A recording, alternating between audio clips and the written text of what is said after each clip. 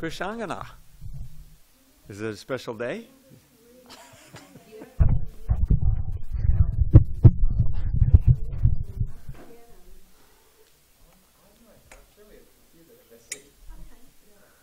What are we missing? Some Gitas? No, she's reading Indra Mark, the traveling preacher. Oh. I think he's got like, he's got 10 that are long, and then he's got like a few later on that are really short. Yeah, yeah. Some that are a few copies and some upstairs. Okay. Is this supposed to be on? It's not. You can't really hear it off, so I think the volume is on. Well, okay. We've had some trouble with it. Watch your ears. Turn it down. Don't make it all the way up. Well, maybe it's this.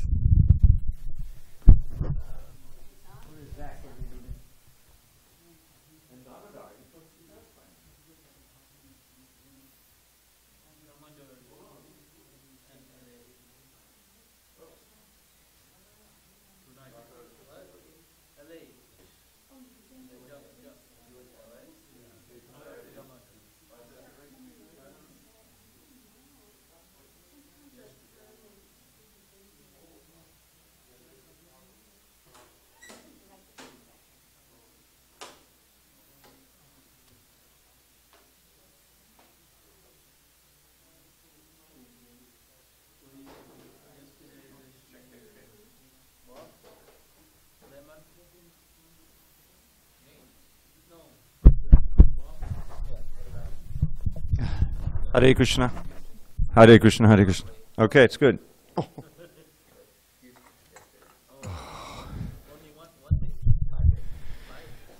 Jaya Radha Madhava Kunjabi Hari.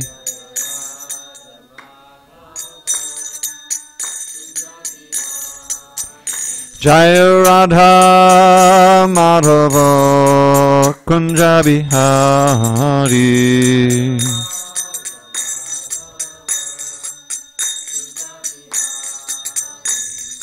Gopi Janavallabha Girivardhari.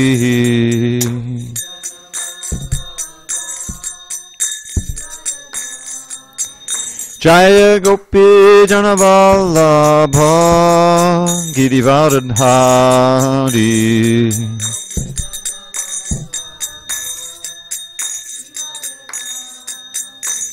Yashodanandana Braja Jana Ranjana. Yashodanandana Braja Jana Ranjana.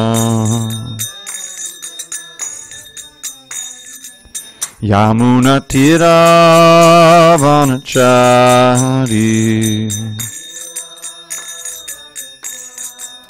Yamuna Tira Vanachari.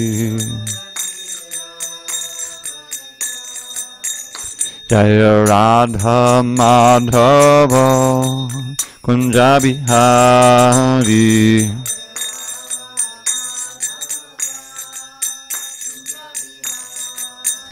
Jaya Radha Madhava Kunjabi Hari.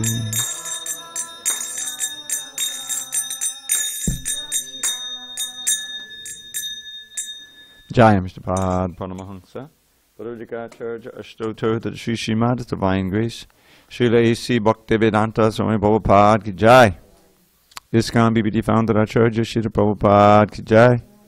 Jai Om Vishnu Pad Paramahansa Bhagavadgitaclass Ashtotar to the Sri Srimad Divine Grace Srila Bhakti Siddhanta Saraswati Thakur Ki Jai.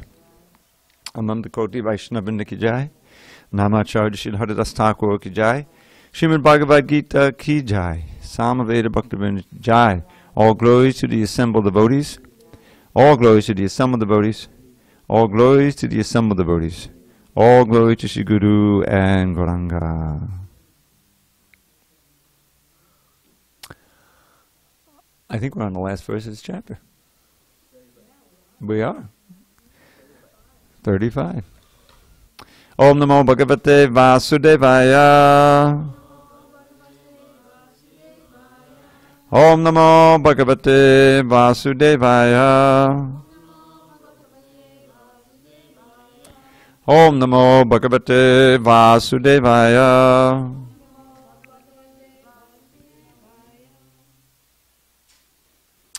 On the second day of May 2018 in SanDiego, we're reading from Srimad Bhagavad Gita as it is. Translation and commentary by His Divine Grace A.C. Bhaktivedanta Swami Prabhupada. We are still in chapter 13, Nature, the Enjoyer, and Consciousness.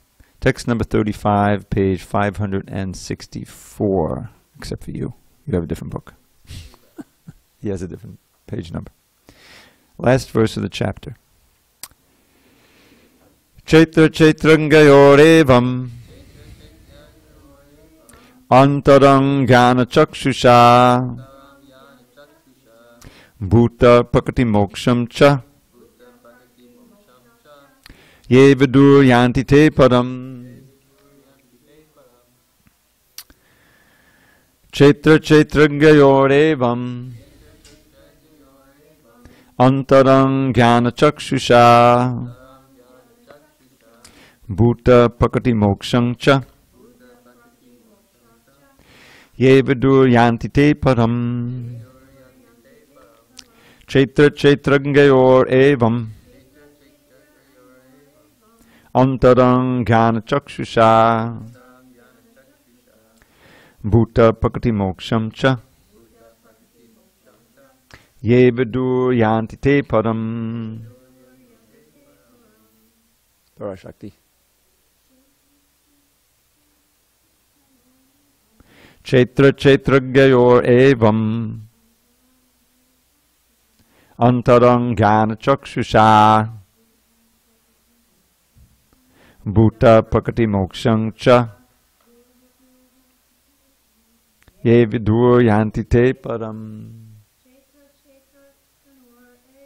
Chaitra chaitragyayor evam antarang jnana chakshusha bhuta prakriti moksham cha ye vidur yanti te param. Go ahead. Chaitra chaitragyayor evam antarang jnana chakshusha bhuta prakriti moksham cha ye vidur yanti te param. Jamal. Chaitra chaitragyayor evam antarang jnana chakshusha bhuta prakriti moksham cha ye vidur yanti te param.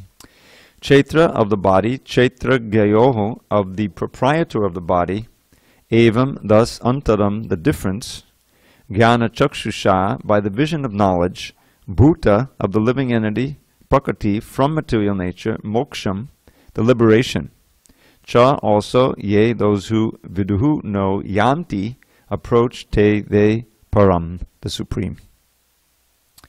Translation. Those who see with eyes of knowledge the difference between the body and the knower of the body can also understand the process of liberation from bondage in material nature, attain to the supreme goal. And can also understand the process of liberation from bondage in material nature, attain to the supreme goal. Purport. The purport of this 13th chapter is that one should know the distinction between the body, the owner of the body, and the supersoul. One should recognize the process of liberation as described in verses 8 through 12. That was the answer to the question, what is knowledge? Then one can go on to the supreme destination. A faithful person should at first have some good association to hear of God and thus gradually become enlightened. If one accepts a spiritual master, one can learn to distinguish between matter and spirit, and that becomes the stepping stone for further spiritual realization. A spiritual master, by various instructions, teaches his students to get free from the material concept of life. For instance, in the Bhagavad Gita we find Krishna instructing Arjuna to free him from materialistic considerations. One can understand that this body is matter. It can be analyzed with its 24 elements.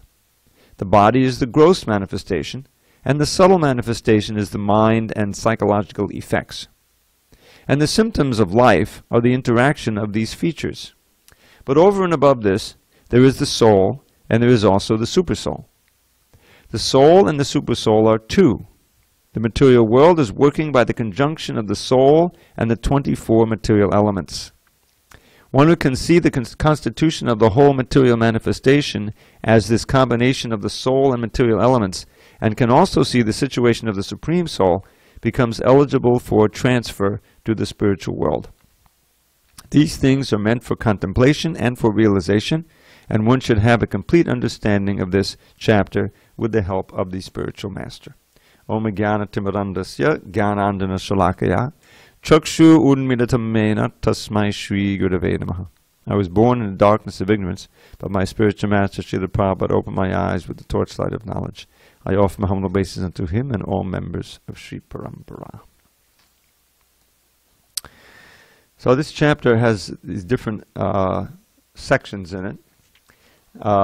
The questions again begin, and this will be in our last review. Arjuna wanted to know what is the Prakriti and Purusha, what is nature and the enjoyer, what is the field and the knower of the field, which counts in this last verse is about the Chaitra and Chaitra Gyor, comes up again and again, and what is knowledge and the object of knowledge.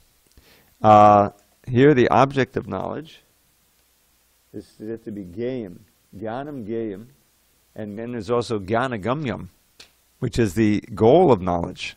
What is knowledge, what is the object of knowledge, and what is the goal of knowledge? That will be dealt with here. And Krishna systematically answers this question throughout this chapter. Now, at the end here, we've had a discussion about how one can see. The whole idea of this chapter is that knowing all these things and embracing the elements of knowledge in text 8 through 11, or was it 12? One is meant to purify one's vision so you can actually live on that platform. In other words, you can not be bewildered and identify with the body anymore. You know firmly that you're the Chaitra Gya, you're not the Chaitra. You know, that's the idea.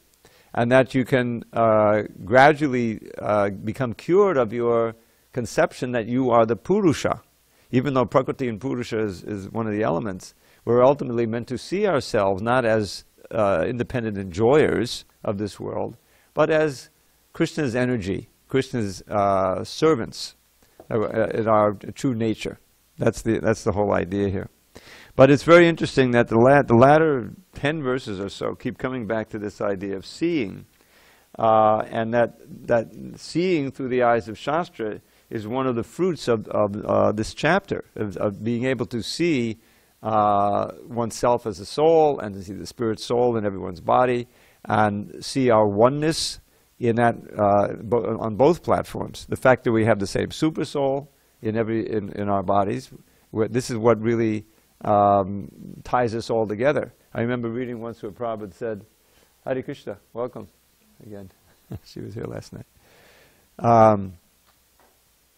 That when devotees meet together, we're meant to interact with each other by the medium of the super soul.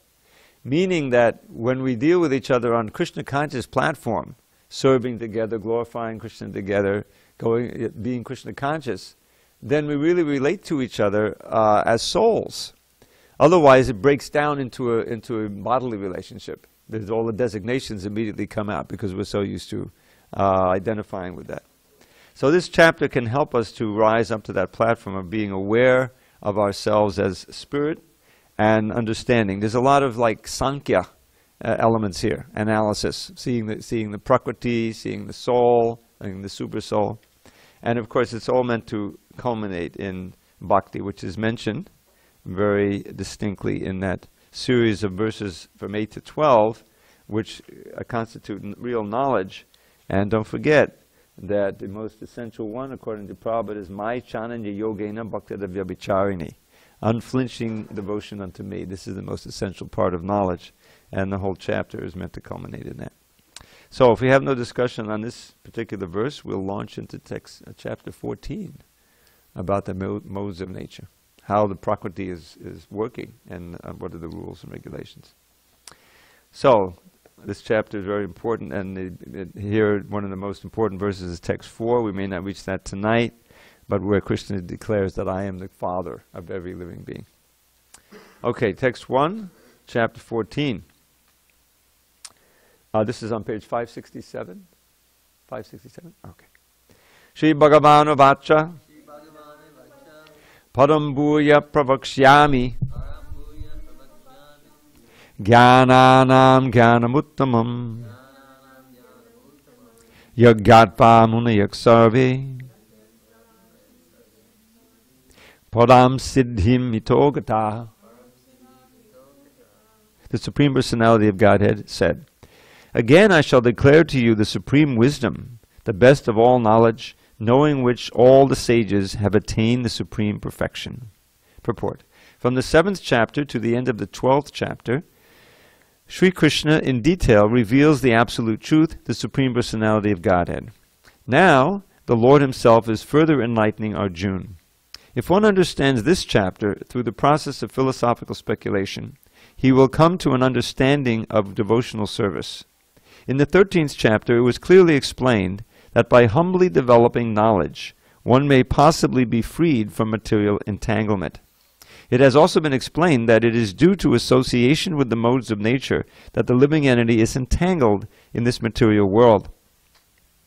Now, in this chapter, the Supreme Personality explains what those modes of nature are, how they act, how they bind, and how they give liberation.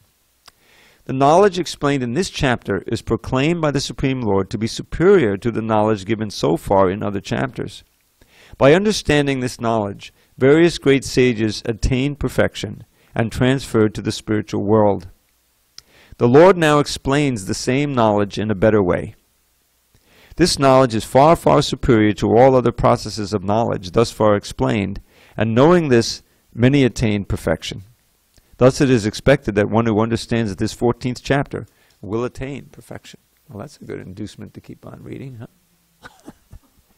So the three modes of nature, again we'll find, as we go through this chapter, that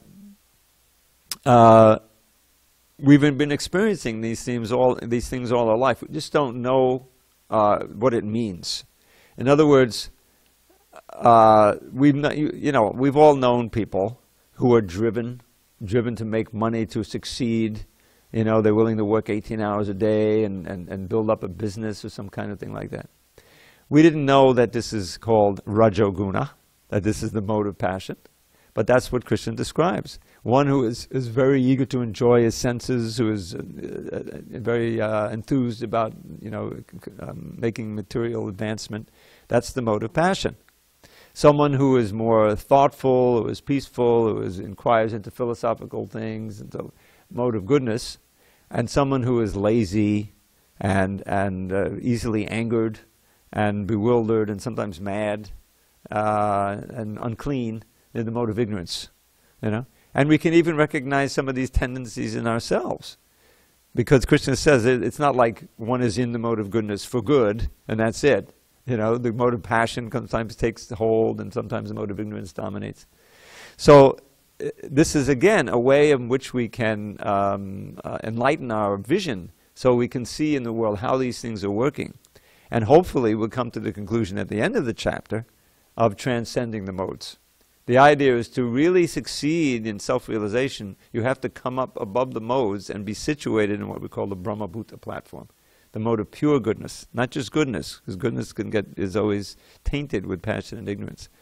But the mode of pure goodness is called the Vasudeva state.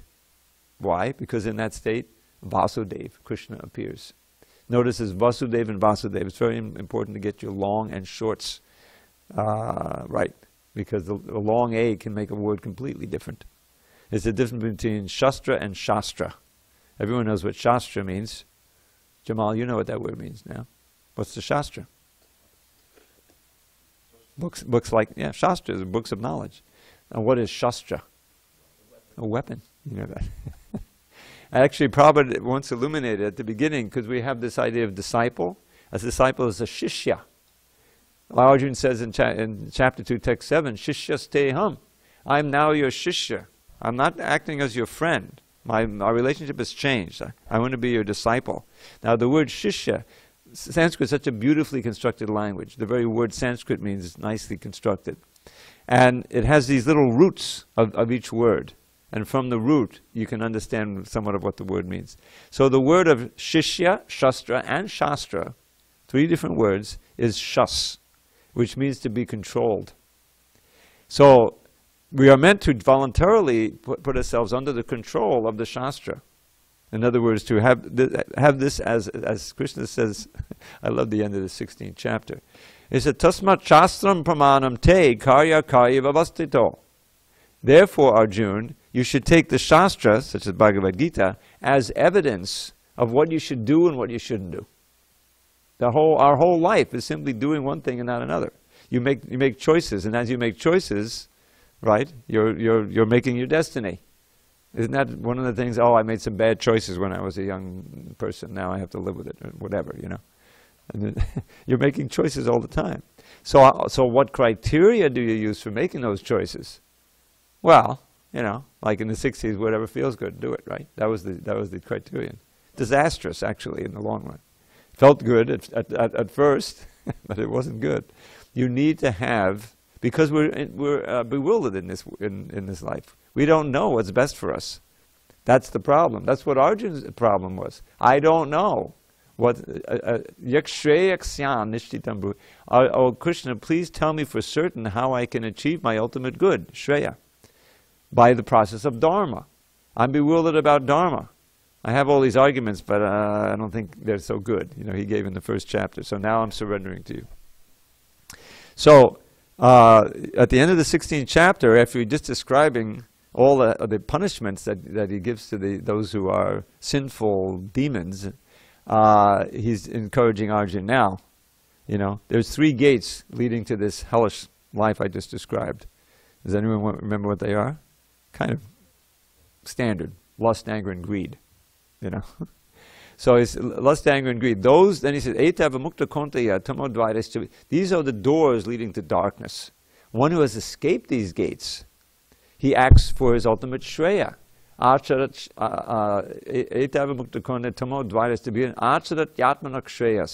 We act for our own benefit and the benefit of others, and you go to the supreme goal. But then he has a really nice warning. And this verse really we should. If I ever get a tattoo, I'm going to tattoo this verse on. Yakshastra vinamutsrija. Maybe it's already tattooed in my brain. Is where it really needs. Yakshastra vinamutsrija vartate kamakarataha nasa siddhim avapnoti nasukam naparamgatim. We can all relate to this. One who discards the instructions of Shastra, ignores them, vidam utsrija. Shastra vidi means the instructions of Shastra, rules and regulations, and acts according to his own whims, kama karata, nasa siddhim avapna, doesn't get perfection, doesn't get happiness, and doesn't go to the supreme goal. And therefore, Krishna says at the end, of the verse I shared at first, therefore, accept the Shastra as your pramana, as your evidence, as your guide for what to do and what not to do. And having understood the Shastra, actually act in that way as a matter of duty. And then you'll achieve success. So this chapter 14 will outline, there's actually an introduction in which Krishna is explaining, I'm the source of everything, I'm the father of everyone, you see. And then he begins to describe how this material energy is working according to modes of nature. And then Arjuna asks the question, because there's always jnanam, and then there's the goal of knowledge. We don't just want this to, you know, it's not just a salon that we're kind of discussing philosophy. Well, that's very interesting, you know. No, it has to have a goal. We want to try to improve our life and attain siddhi, perfection. So Arjuna says, well, okay, now I know about the modes of nature. What are the characteristics of one who's transcended the modes, and how does one transcend the modes? And then the last few verses, Krishna describes someone who's in self-realization and how to achieve it. Yes? The characteristics will be described in this chapter. Yeah, the characteristics of one in the modes and one who has transcended the modes. In other words, who has achieved self-realization. And at the end, he tells us how we can achieve that self-realization. It's a very nice chapter. All right, let's do one or two more. Text 2. Idam jnanam upashritya mama sadharm yamagataha sargepi nopajayante pralayena vitanticha. By becoming fixed in this knowledge, one can attain to the transcendental nature like my own. Thus established, one is not born at the time of creation or disturbed at the time of dissolution. Purport. After acquiring perfect transcendental knowledge, one acquires qualitative equality with the Supreme Personality of Godhead, becoming free from the repetition of birth and death. One does not, however, lose his identity as an individual soul. It is understood from the Vedic literature that the liberated souls who have reached the transcendental planets of the spiritual sky always look to the lotus feet of the Supreme Lord, being engaged in his transcendental loving service. So even after liberation, the devotees do not lose their individual identities. Generally, in the material world, whatever knowledge we get is contaminated by the three modes of material nature. Knowledge which is not contaminated by the three modes of nature is called transcendental knowledge. As soon as one is situated in that transcendental knowledge, he is on the same platform as the Supreme Person. Those who have no knowledge of the spiritual sky hold that after being freed from the material activities of the material form, this spiritual identity becomes formless, without any variegatedness. However, just as there is material variegatedness in this world, in the spiritual world there is also variegatedness. Those in ignorance of this think that spiritual existence is opposed to material variety. But actually, in the spiritual sky, one attains a spiritual form. There are spiritual activities, and the spiritual situation is called devotional life. That atmosphere is said to be uncontaminated, and there one is equal in quality with the Supreme Lord. To obtain such knowledge, one must develop all the spiritual qualities. One who thus develops these spiritual qualities is not affected either by the creation or by the destruction of the material world. So this is a constant theme that Prabhupada brings up, and this is, a real challenge to the skeptic, and that is that basically, Krishna consciousness is challenging the philosophy, is challenging the entire basis of the material world. It's really what's described, Tadvagvasargo Janataga Viplavo. This word Viplava means a revolution in consciousness. It's like 180 degrees opposite to the ethos that we live in. The general tendency is that everyone is self-centered to a large degree. It's true that we expand, we have a family, or we even have a tribe or whatever, and we to some degree we identify ourselves with that family and then with the interests of the family. That's natural. But that's still, the basis of it all is what we call the false ego, or the bodily concept of life. Because it's all very temporary. Here's the basic conundrum we have. We as souls, this is the first lesson of Bhagavad Gita, we are eternal beings. We're never born and will never die. We're irreducible unit of consciousness. That's what Prabhupada is saying here, is that not only are we irreducible, but we also are persons with, in the most basic sense, in every incarnation we have. Even in rudimentary, like a dog or a cat.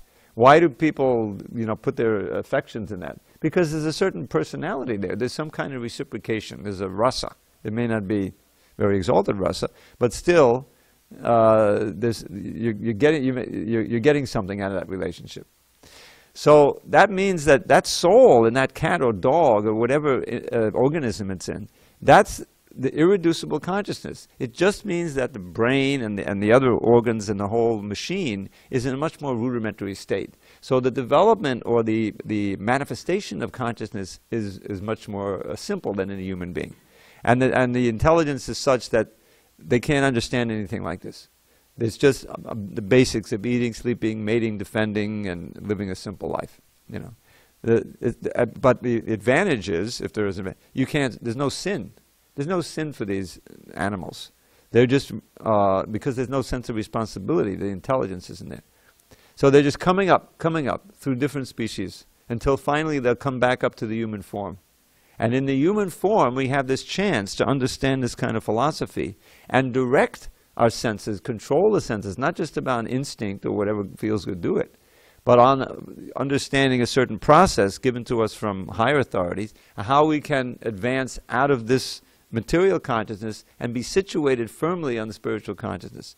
And that means ultimately breaking the bonds of our attachment to matter. And that's what liberation is, but it's not impersonal. It means that there are spiritual activities in spiritual form, and we're relating in a loving way with Krishna and all of his, the whole spiritual world. So that's what all of this is aiming toward. There's a certain goal to it, and Krishna is trying to teach us here. And here he's saying, if one really understands this, then you're not disturbed by dissolution. What is dissolution? Your own individual dissolution, or universal destruction.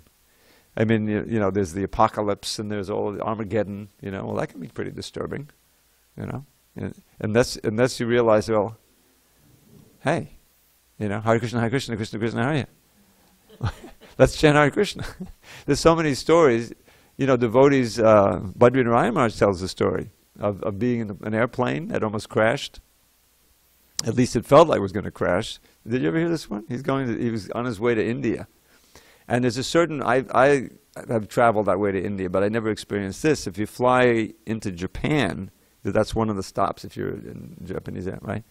Then there's a certain area east of Japan that's known for heavy turbulence, air turbulence. So they hit that, and he was, it's funny the way he tells these stories. He's sitting next to a lady, sometimes people want to talk to you. But this lady was completely aloof, It was like, who the heck are you, She had it was painted up, she was flying, All right, cool. So he's reading, he's chanting, he's doing his thing, So they hit this turbulence. What does he do? He grabs the beads. Hare Krishna, Hare Krishna, Krishna Krishna, Hare Hare, Hare Rama, Hare Rama. What else are you going to do? And meanwhile, the passengers are screaming. You can imagine the plane going down. And if you're not strapped in, you hit the ceiling. I've never been on a flight like that, thank God, but I've heard of them. And suddenly you realize, hey, I'm in a little tin can up here at 30,000 feet. There's no security. Reality suddenly hits. So, obviously he survived after a minute or two, maybe it was 30 seconds, whatever. And so he was chanting, and he was more, after it stopped, he was calm, and everyone else was completely freaked out. And this lady had been, her hat was askew and all of, she was freaked out. And so she finally asked him, well, what were you doing? And she was, now she's interested. And you got to talk to her about Krishna consciousness. Broke through. But there's other stories, I won't go through them, of devotees who, went through that thing with the plane. Unfortunately, there have been some devotees who died in plane crashes. But the point is that everyone meets that at a certain point. At a certain point, the body machine, your own little plane that we're flying now, breaks down, and you have to face that. But devotees, okay, I know I'm eternal, and you're chanting, but either out loud or inside as much as you can do. Praying to Krishna to take you and, give you a better situation in the next life, either take you back to Godhead or let me be a devotee, So that's what it's all about. And here he says, if you understand this knowledge, you won't be disturbed. You literally, what does it say? Vyatanti, navyatanti. You will not be disturbed at the time of death.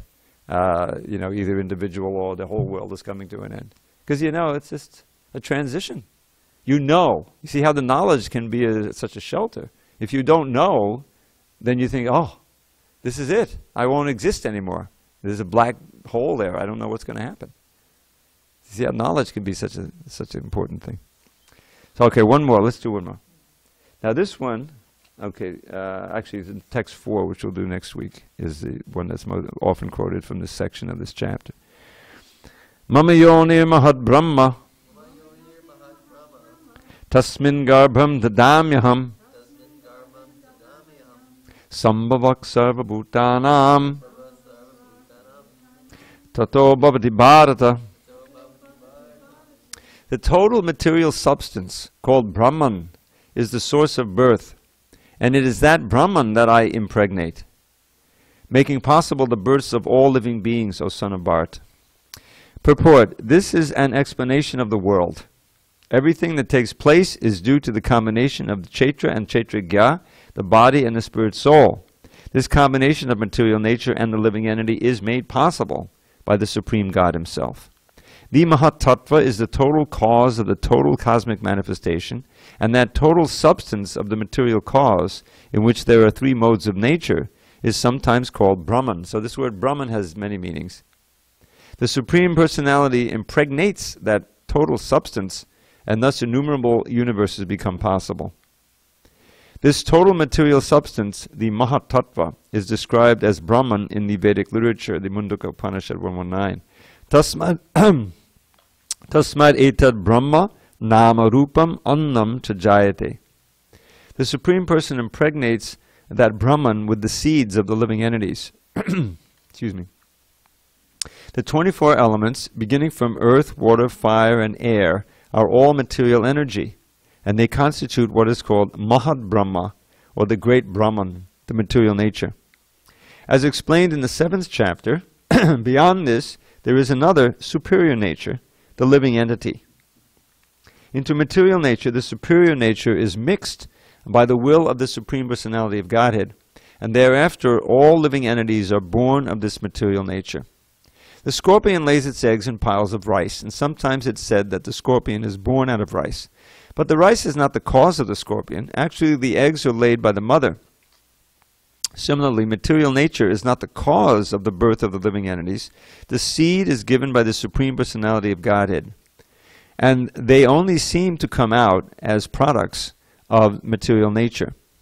Thus, every living entity, according to his past activities, has a different body, created by this material nature, so that the entity can enjoy or suffer according to his past deeds. The Lord is the cause of all the manifestations of living entities in this material world. So this is again coming back, what does the Brahma Sutra say, the Vedanta Sutra? One should inquire into our ultimate origins. Just like they have these genealogy sites or something where you can go, who am I really? Who is my, now I know I had this great-great-grandfather who was a Scotsman. That's why I have this characters. Now I know who I really am. No, that's just, tracing the body, that the genealogy, the genes, it's bodily stuff. But we as living entities, we enter into a certain body according to our desires, according to our activities. It's all a very, very complex object. But who are we really? That question was asked by Sanatana Goswami. What is my, who am I? Ke ami? And why am I suffering in this world?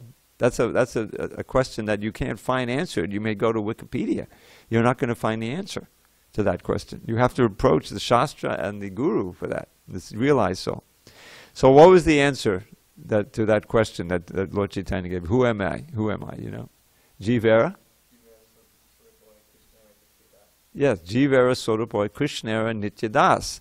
That every single one of us, this is the Jiva. This is not just living human beings, but every single living entity is our Swarup. This word Swarup is very important. It means our actual Rup, our actual form. This is not our Swarup. These are called other Rups. This is a temporary Anya Rup, right? What is Mukti? If you study the Upanishads or any spiritual literature, this word comes up. Mukti or Moksha, the same thing. What is Mukti? This is one of the 10 subjects of the Bhagavatam, dealing with what is actual liberation. And the definition is given in the 2nd canto. It's like the 10th chapter is kind of the table of contents for the whole Bhagavatam, and it gives a little definition of each subject. And this one is the one that's most quoted. Mukti hitva anyata rupam swarupena vivastiti. Notice that word swarup is there. Mukti means giving up all of these false forms, other forms that are imposed, that have been imposed on us falsely, and being situated in your Swarup. So what are these false forms? We're sitting in them right now. And they're all of the different bodies we have or will have in this world that are just material bodies. These are not our real Swarup. You can tell because it's always changing. You see? But to be situated, and what is the Swarup? Krishna says in the form of Lord Chaitanya, to be a servant of Krishna. And that means thinking about Krishna, Shravanam, Kirtanam, Vishnu, Smaranam, chanting, becoming absorbed in all the senses and the mind in Krishna. Then you know what your ultimate Swarup is, which is something in the spiritual world. You know, this is our actual eternal form. And we've lost touch with it for so many millions of years. So, the material energy is sometimes known as Brahman. Now that comes up in the Brahma Samhita.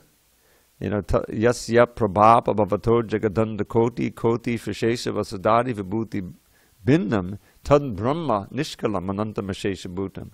That the whole the effulgence, the Brahman effulgence, is Krishna's glow from his body. But part of that Brahman effulgence is also the Mahatattva in which Krishna impregnates with all the living entities. It's all described several times in the Bhagavatam, how the creation actually takes place.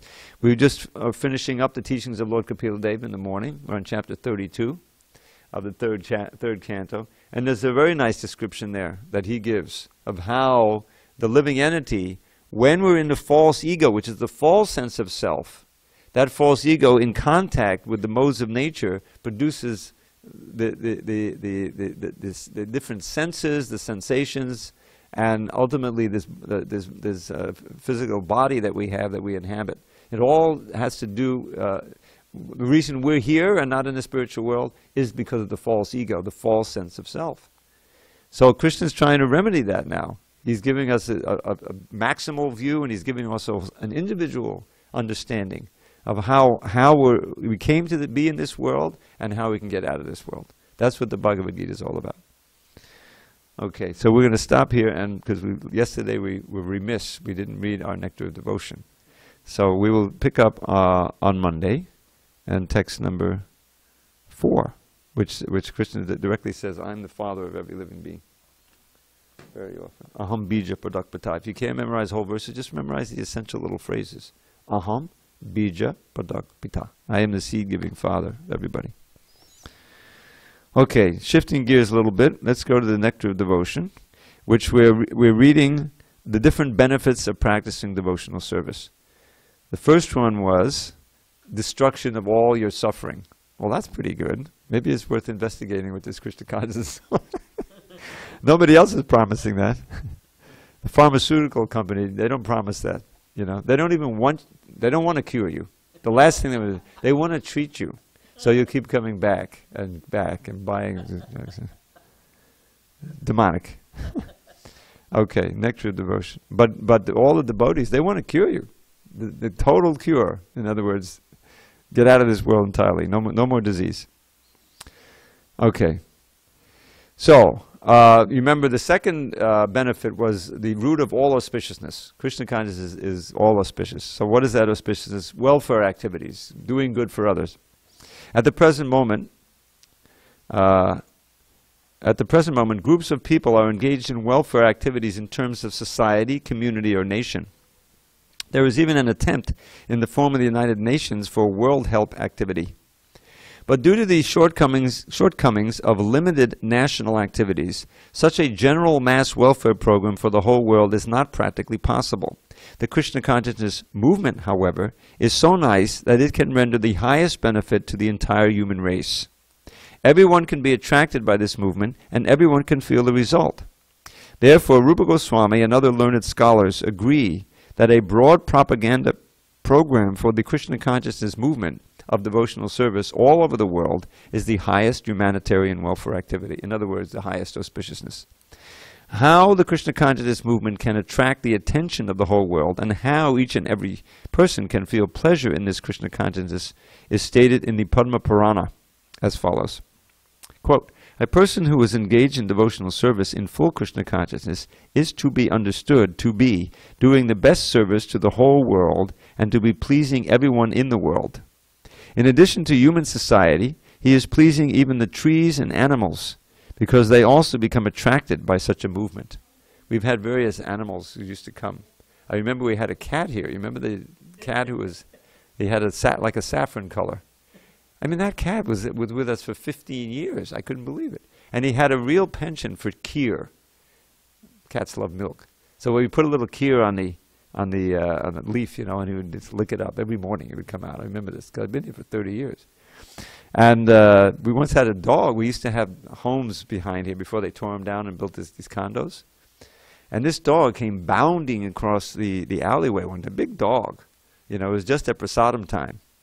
And I said, we better give him some prasadam, you know. And he we tried to figure out who does he belong to. Eventually the owner came, you know, and he got prasadam, which is all auspicious. Anyway, so in addition to the human society, he is pleasing even to the trees and animals. So a practical example of this was shown by Lord Chaitanya when he was traveling through the forests of Jharkhand in central India for spreading his Sankirtan movement. I don't know, did you ever hear about this, the Jharkhand? You know about Jharkhand. This may be new to you. Jharkhand in central India for spreading his Sankirtan movement. The tigers, the elephants, the deer, and all the other wild animals joined him and were participating in their own ways by dancing and chanting Hare Krishna.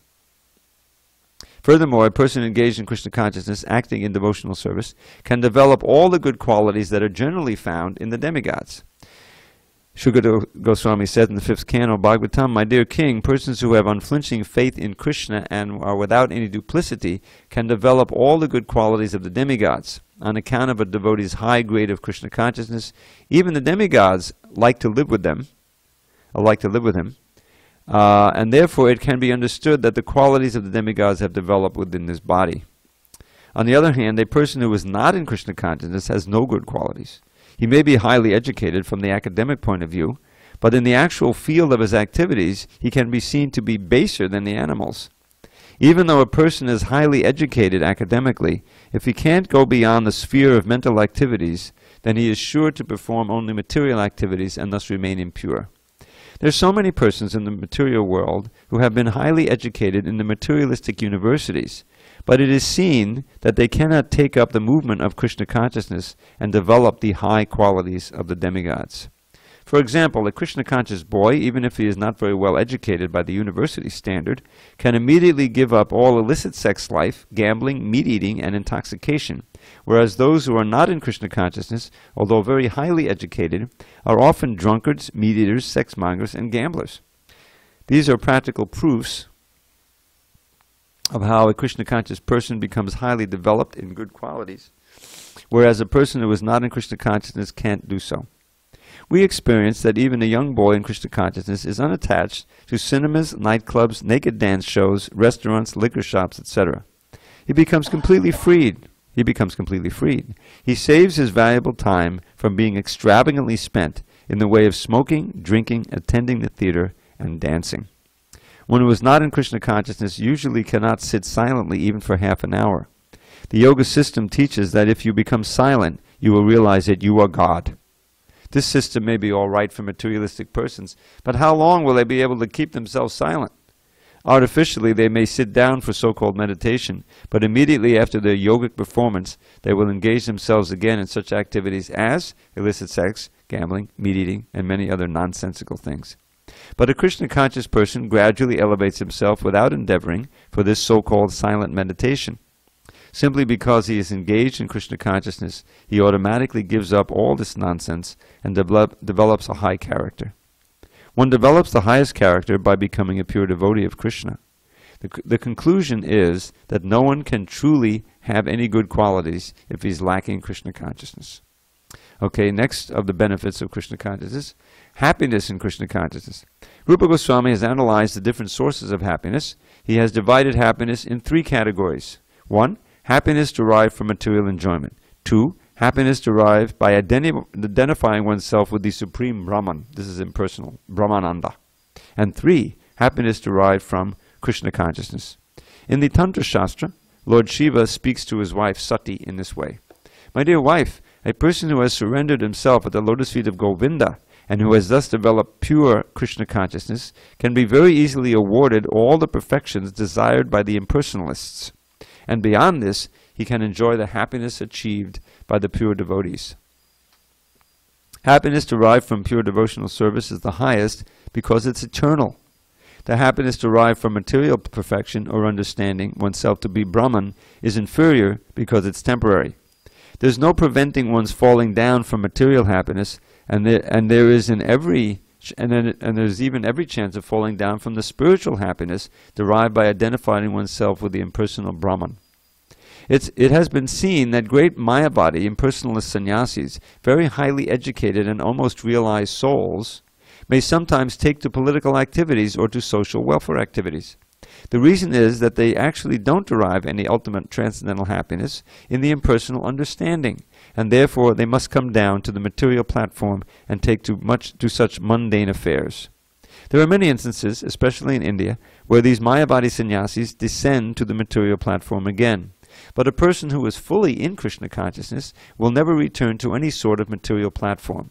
However alluring and attracting they may be, he always knows that no material welfare activities can compare to the spiritual activity of Krishna consciousness. The mystic perfections achieved by actually successful yogis are 8 in number. Anima Siddhi. What is that one? Small. Smaller than the smallest. Okay. Let's see how many cities you can name here. Anima Siddhi refers to the power by which one can become so small that he can enter into a stone. Modern scientific improvements also enable us to enter into stone because they provide for excavating so many subways, penetrating the hills, etc.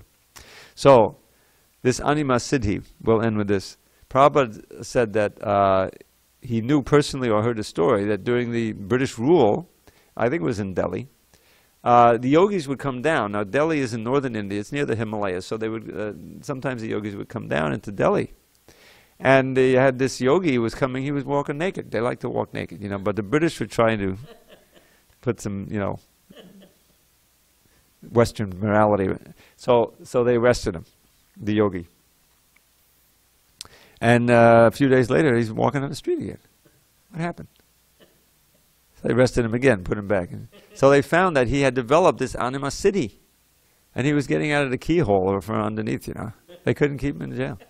So finally, they just threw up their hands and said, okay, do whatever you want. You know.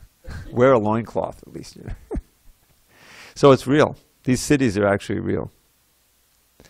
Anima Siddhi, the mystic perfection of trying to enter into stone, has also been achieved by the material science.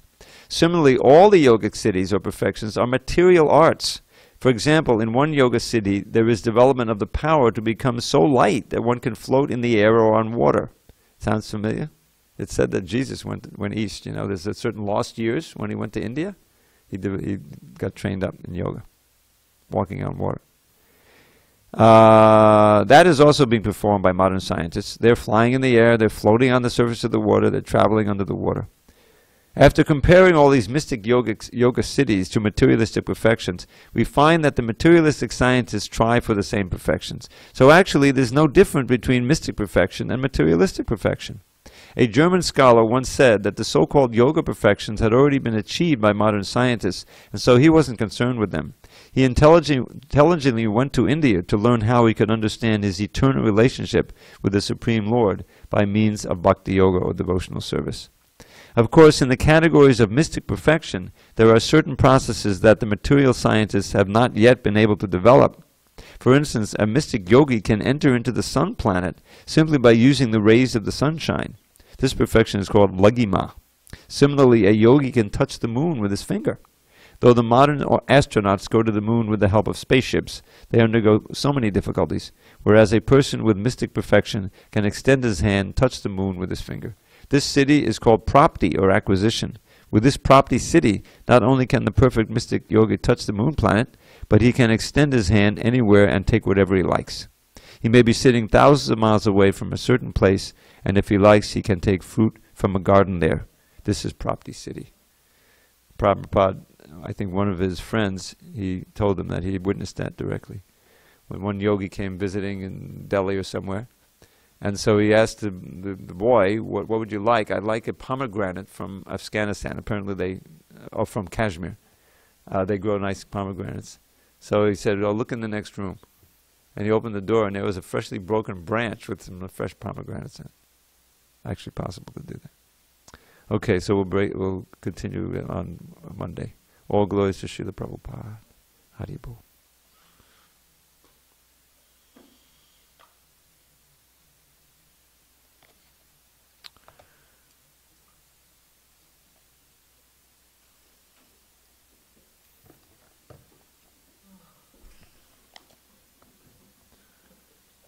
Prapti City. Be good to have that just for a day. We could maybe pay off our mortgage.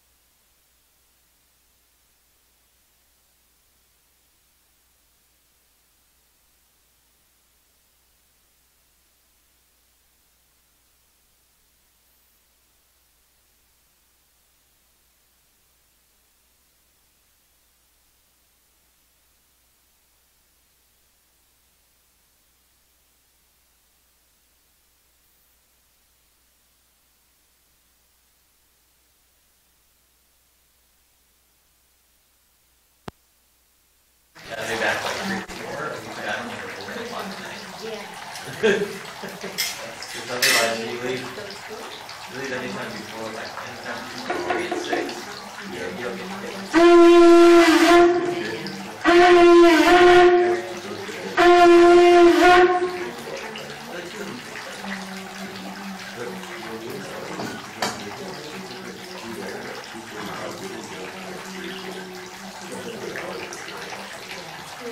No, probably not. So the thing is, he ran. Then he's got to like complain to the taxi. Did you go on taxi? Yeah. He probably won't take one. I've never had trouble with that.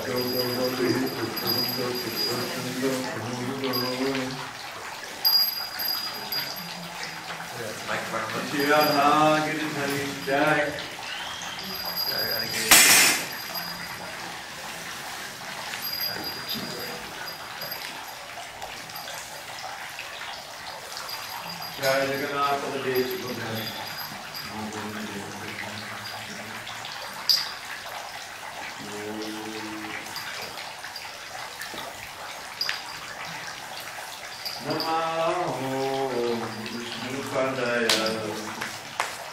Krishna Prestaya Bhutale Srimate Bhakti Vedanta Swami Iti Namini Namo Vishnupadaya Krishna Prestaya Bhutale Srimate Bhakti Vedanta Swami Iti Namine.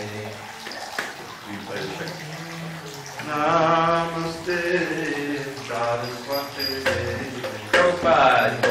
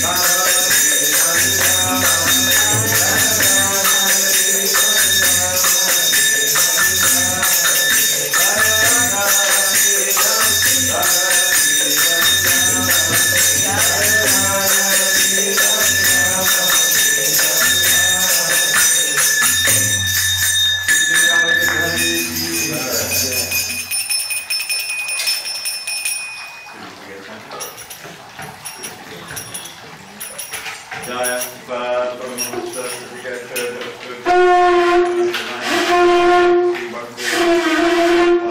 Jai. ISKCON Bhagavad Prabhu Shri Prabhupada Ki Jai. Jai Om Shankaracharya Paramahamsa Prabhupada Shri Srimad.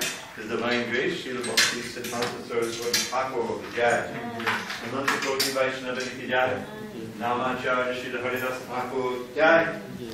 Prem Shri Prabhu Shri Krishna Chaitanya Prabhu Nityananda Shri Dravida Prabhu Shri SanDiego Ki Jai. Shri Shri Radha Krishna Gopokina Shyam Varkun Gita Govardhan Ki Jai. Vrindavan Dham Ki Jai. Navadip Mayapur Dham Ki Jai. Jagannath Puri Dham Ki Jai. Ganga Mahi Ki Jai. Yamuna Mahi Ki Jai. Tulsi Devi Ki Jai. Bhakti Devi Ki Jai. Shri Harinam Sankirtan Ki Jai. Transcendental Book Distribution Ki Jai. Srila Prabhupada Ki Jai. Samaveda Bhaktivinoda Ki Jai. All glories to the Son of Glory. All glories to the Son of the Lord. All glories to the Son of the Lord. All glories to Shri Guru and Ranga. Namaste Narasimhaya. Namaste Narasimhaya.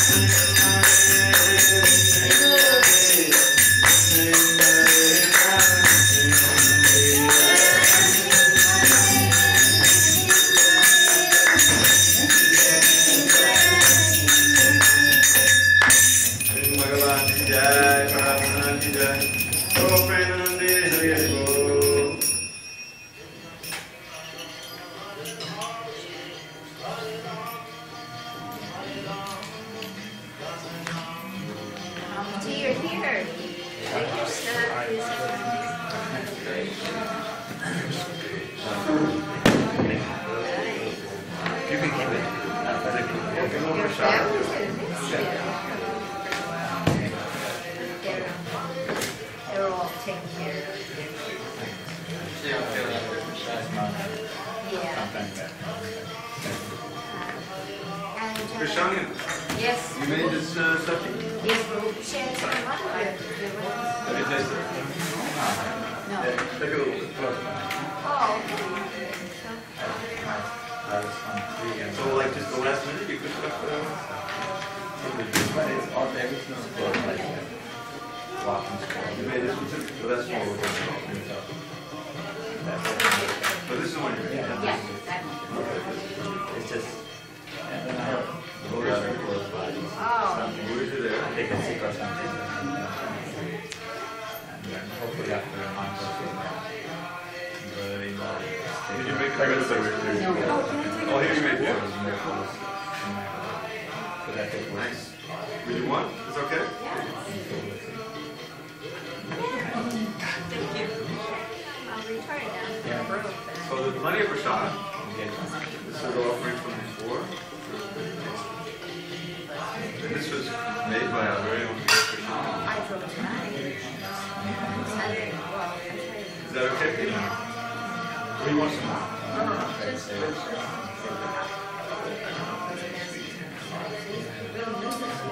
It's milk. Yes, we can have milk. Dravida come up. I need your help. We got too much. You're right, you give out the milk. This plate is sweet. We do have cookies. If you like, we can split. Is it okay? Yeah, you split it. Okay. You. Oh, too much? It's just not as standard. Okay. Go. Would you like a rice? That's not the frost. Yeah. I have to see you go I might give you a that would be little my one more. Oh, Yeah, like You want some rice? no, that's good. Yeah. To see movies and really fun.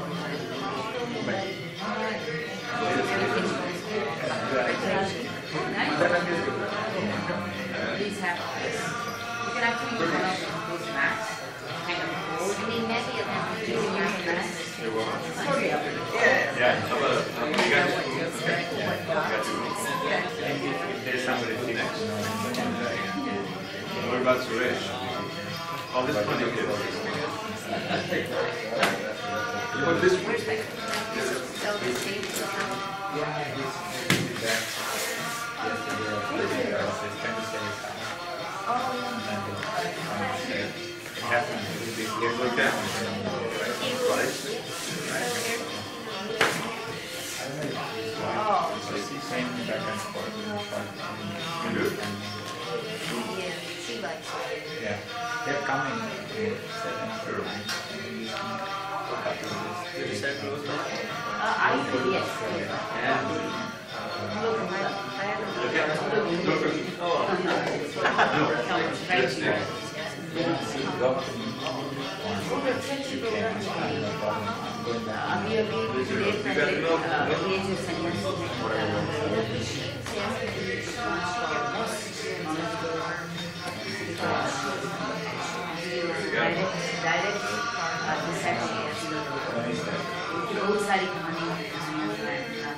Your turn. This one? 7:15 flash off. This is all that we have to do, and then we do this. That's it? And we have to. It was you.